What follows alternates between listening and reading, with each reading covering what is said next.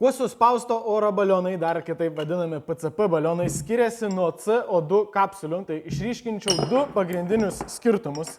Pirma, jis yra žymiai didesnis negu CO2 kapsulės. Ar lyginsim su 12 ar su 8 gramų CO2 kapsulė, su ja galima jau padaryti tikrai daug galingų šūvių, bet vis tiek jų tūriai yra nesulyginami. Ir kadangi čia galima pripildyti žymiai daugiau suspausto oro negu į šitas dvi kapsulės, tai ir tokio ginklo galingumas galėtų būti žymiai didesnis, nes galbūt įmanoma rasti labai galingą ginklą, kuris naudotų, tarkim, 12 gramų CO2 kapsulės, bet padarius vieną tą galingą šūvį, ta kapsulė iškart bus tuščia, su tokiu dideliu kanistru jūs net ir galingų šūvių tikrai galite padaryti daug. Ir antras skirtumas, turbūt dar svarbesnis, tai yra, kad jisai yra daugiakartinis. Jeigu turit namie arba žinot, kur rasti tokį balioną ir turit tinkamą adapterį, jūs galite paimti, prisijungti tą balioną, pasipildyti ir iškart eiti toliau šaudyti. O su CO2 kapsuliam, ar jinai didelė ar maža, jūs ją pradurėt, jūs ją iššaudot ir viskas. Jūs šitą kapsulę metat lauk ir jums reikia pirkti naują kapsulę. Visus priedus pneumatikai rasit getbex.com,